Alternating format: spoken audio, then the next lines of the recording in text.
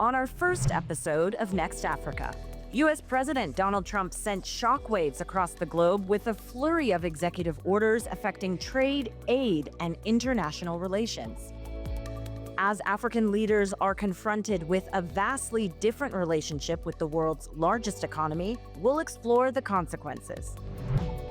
Also coming up, we speak with Ghana's new president, John Mahama, just a few weeks into his new job. He tells Bloomberg that Washington's new policies are a reminder that the West African country must become more self-reliant. Plus, the continent's business and political leaders talk about the pressing need to improve mining infrastructure. And welcome to Next Africa. I'm Jennifer Zabasaja, and this month we dig into Washington's relationship with the continent. Donald Trump's return to the White House was always bound to shake up U.S. relations with the rest of the world. So help me God. Congratulations, Mr. President.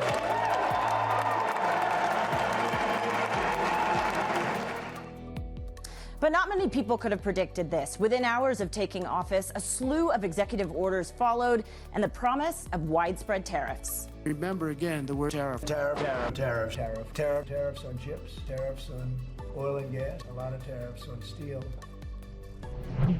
Now, President Trump's brinkmanship has injected uncertainty into the global economy, with Africa set to suffer from many of the consequences. The shuttering of USAID and plans to exit the World Health Organization dealt a double blow to African nations.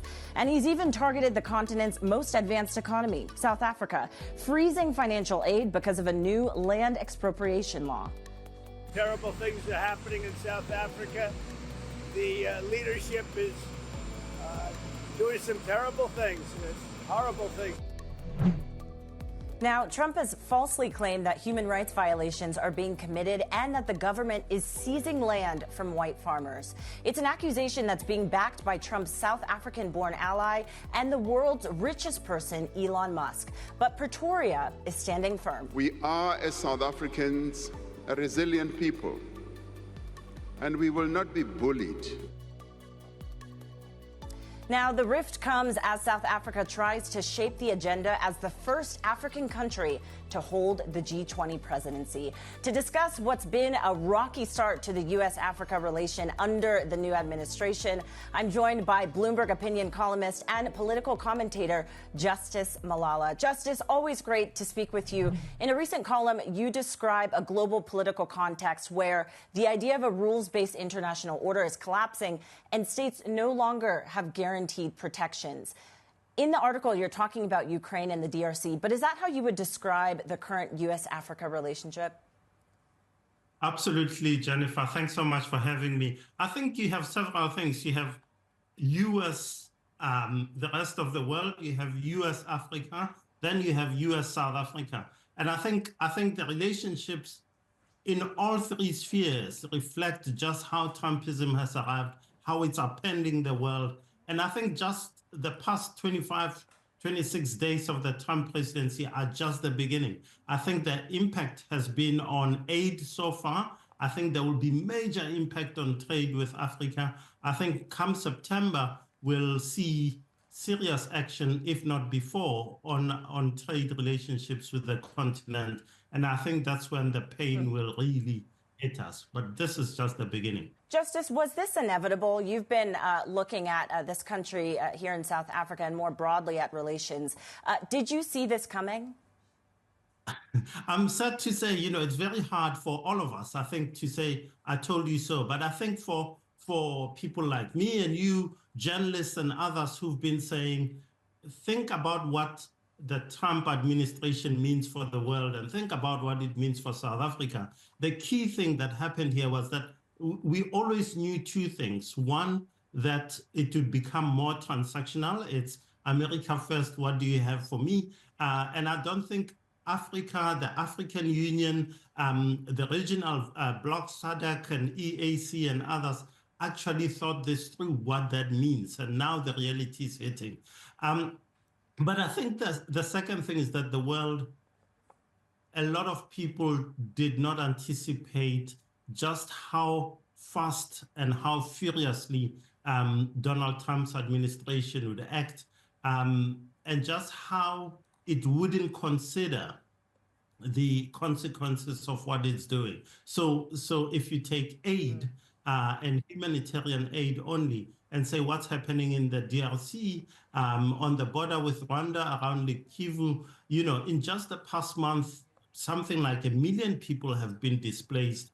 And with the freeze on USAID, the ability to deal with that humanitarian situation is vastly impacted in the negative. And so this, my view is that if one is not preparing for this, for a harder hit on the continent, then one is, it's a dereliction of one's leadership position.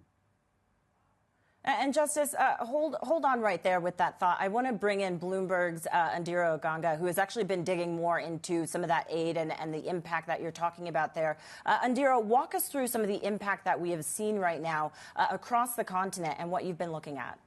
Hi, Jen. So the impact is going to be felt across different sectors. You have infrastructure, mining, healthcare, particularly the long-standing HIV program.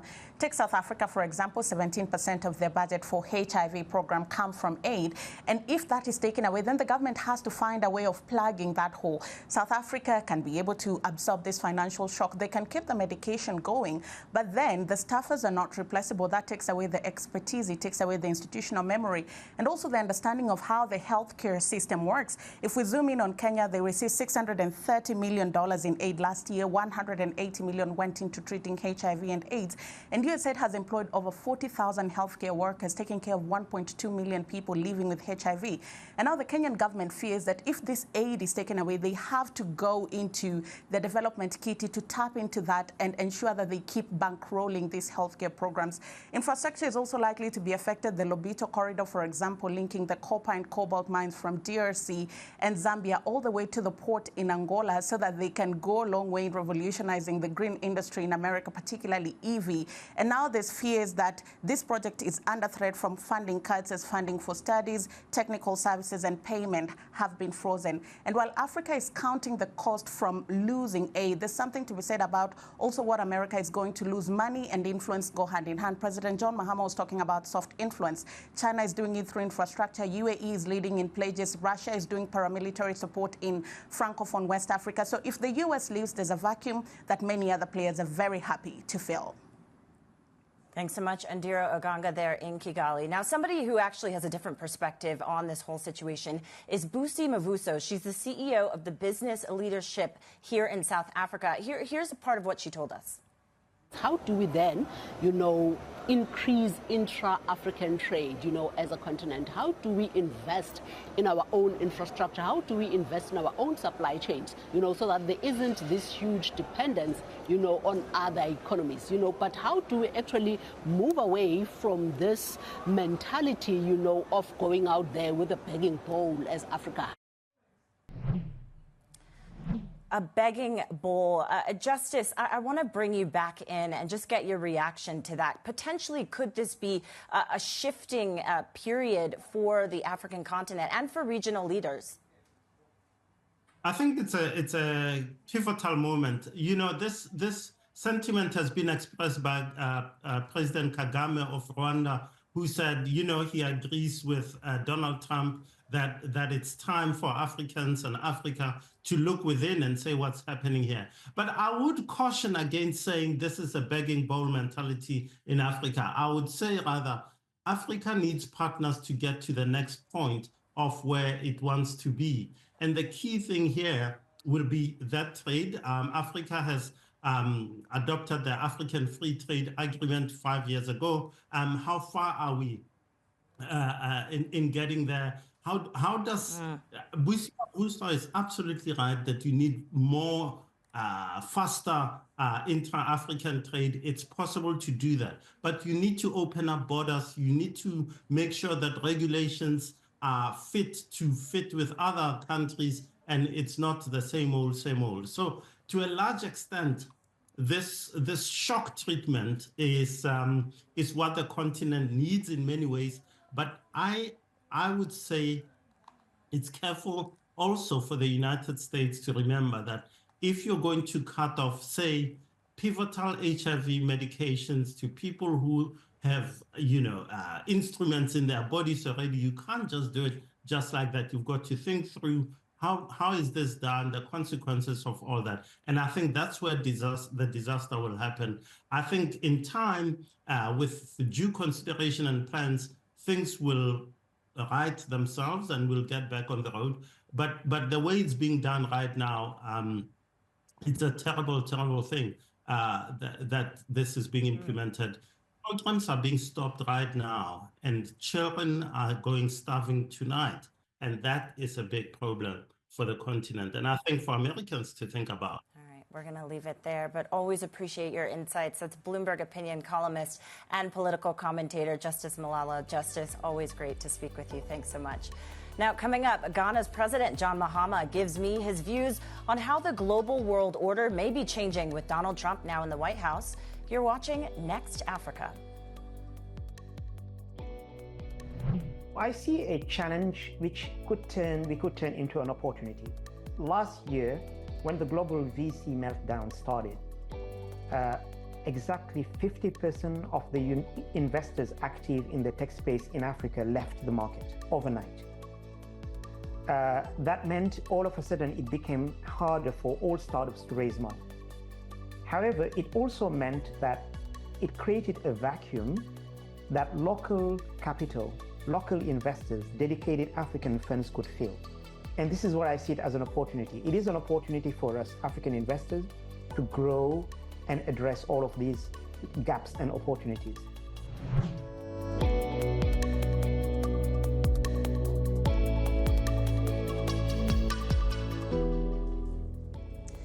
John Mahama became Ghana's 14th president earlier this year after running on a platform aimed at cracking down on corruption and spurring economic growth. With his term still in its infancy, Mahama must now make navigating a shifting global order one of his main priorities.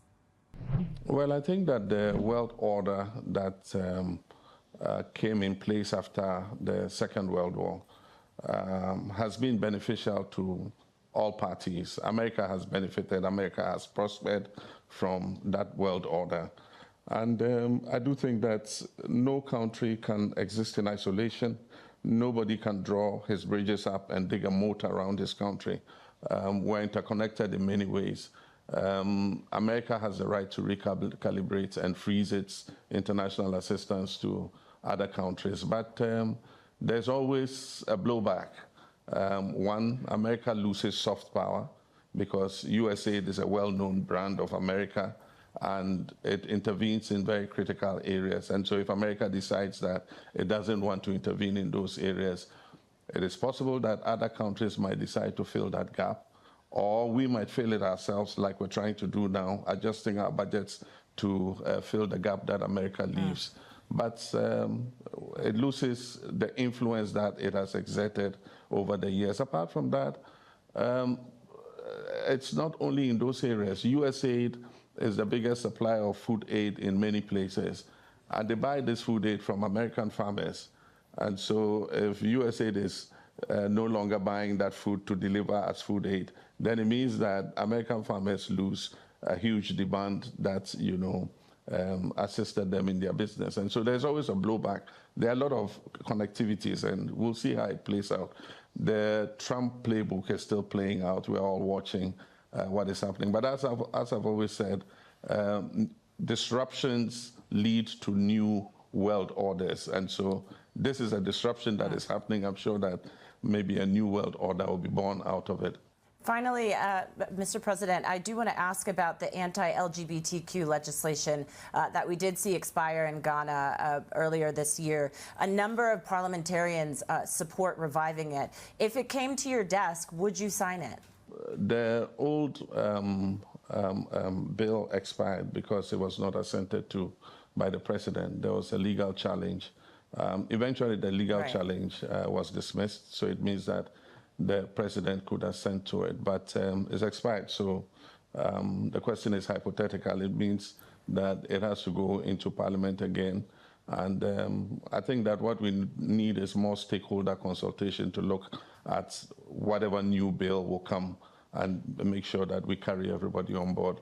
Proper family values are something we all are interested in, and we believe that is not only in the bills that we send to Parliament to regulate them, but also in teaching our children those family values even as they grow. And so looking at the curriculum in schools and inculcating those values in them, I think is the more important pressing issue that we must look at. Would you be concerned, though, if we saw a number of institutions potentially pulling back funding to Ghana if you were to sign it? Do you factor that into your thinking around the bill? Well, I believe that multilateral institutions should avoid getting into cultural matters. This is a diverse world. We have different cultures. And so I don't think multilateral institutions should include, cultural imposition as part of their mandates. I don't agree with that. If they decide to pull it, well, it's their prerogative. But I don't believe that multilateral institutions like the World Bank and IMF should include in their mandates how people behave culturally. That was Ghana's President John Mahama speaking with us earlier. Now, coming up, we'll turn to mining and get the outlook for the sector as producers contend with economic uncertainty and a shifting relationship with the world's largest economy. The issues that we're facing with the U.S. is not only South Africa, it's the rest of the world. Whatever that is actually going to be imposed, in terms of trade or whatever the case is actually not only going to affect South Africa. Europe is going to be affected as well. So it gives us an opportunity to actually have those conversations. From a trade perspective, to probably maybe need to recalibrate, what does the U.S. taking the posture that it's taking mean, for all of us as the world.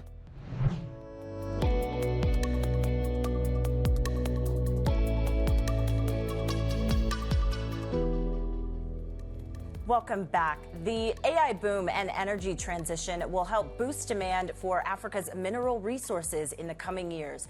Bloomberg's Samuel Etienne has more on the continent's mining landscape. No continent is richer in natural resources than Africa, with an abundance of agriculture, oil and gas, and not least minerals critical to the energy transition and AI. Take cobalt, indispensable for EV batteries. The Democratic Republic of Congo produces almost 3/4 of the world's supply, with Madagascar and South Africa also producing the metal. Then copper, from electrical wiring to pipes. Again, think DRC, but also Zambia, which targets 3 million tons of annual production by 2031. That's more than triple current levels. For iron ore, it's Mauritania and Liberia. And of course, gold, the industry cornerstone. Here, Ghana, South Africa and Burkina Faso are key, with demand for minerals expected to surge in the years ahead. A list that barely scratches the surface still offers a window into Africa's vast resource wealth. And sticking with mining, we visited Africa's largest mining conference earlier this year and got the outlook on minerals on the continent from some of the sector's biggest leaders. Take a listen to some of them, starting with the Rio Tinto mineral CEO, giving her take on the Trump tariffs' effect. I think it's really something we'll have to sit and absorb over the next few weeks. And watching the news these days is generating a lot of interest. So we'll continue to look at what those changes are. But I think change is always something we've just got to manage. Huge oversupply in cobalt, and the demand is basically not as big as it used to be planned. So we see the cobalt market quite depressed for the next couple of years. On the other side, we have the copper, which we believe it's a strategic metal. We believe that we don't believe the demand is growing 3-4% per year due to electric vehicles, infrastructures, and new energy generation. A lot of reason why the gold price shouldn't go down, and why? And because it's when you try and if you try and look at what it's going to take for us to get back to normality in the global economy today, it's not an easy task, and I think we've seen, damage to the US dollar as a reputational currency, and gold has taken that place. demand in the United States has been reduced by lab-grown diamonds. So we've got to take that on and tell the story of natural diamonds far better than we have.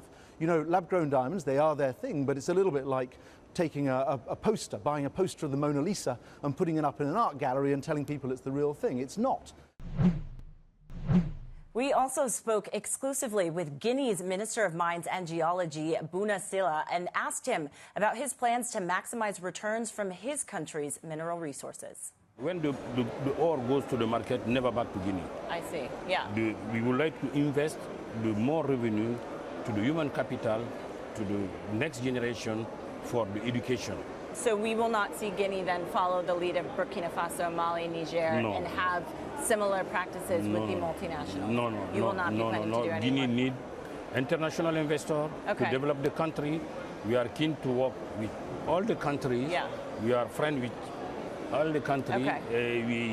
Our main interest is to know how we can develop our country, like what many countries did it in Southeast Asia. Yes, last question for you. You brought up bauxite. What's your outlook for bauxite? We talked about iron ore. What's your expectation for bauxite and the benefits that you can get there? No, our expectation for the bauxite is to transform this bauxite, 25 million tons. The aluminium production in the world is from Guinea bauxite. Yeah. And then to create the ecosystem to start our industrialization for this aluminium industry. Now aluminium is the critical mineral. Right. Guinea is, we are Saudi Arabia in terms of bauxite. We would like to be the Saudi Arabia in terms of aluminium industry. We will start. We signed agreement last month in December with one state-owned company, Chinese state-owned company called Speak. We signed the agreement with them to build the refinery, 1.2 million tons. The early work started on last month, in January. They will start the construction on March. And this refinery the construction will finish end of 2027. We are continue to discuss with other investors we have, because in their agreement they took the commitment to build the refinery. The Guinea respect his commitment he took with the international investor, but the counterpart, the president said, they have also to respect their commitment with the state, but we have the open discussion with them to listen them, to see how together we can find the best way to help them to respect their commitment. For that, we are also accept 2 or 3 investors, like what we did with Simandou project, to put their effort together to build the refinery. And then before end of 2030, Guinea will produce maybe 4 million tons. Guinea's Minister of Mines and Geology, Bouna Sylla there. And we will continue to monitor the story of the continent's unique blend of mineral wealth across Bloomberg's Africa coverage. And don't forget, your Next Africa programming isn't limited to just once a month. Be sure to tune into our weekly podcast, available on Apple, Spotify, and wherever you usually get your podcasts. You can also subscribe to our bi-weekly Next Africa newsletter, available on the terminal and website for even more reporting from the Bloomberg team. But that's all we have for today. Join us again next month. From me, Jennifer Zabasaja, it's goodbye from Johannesburg.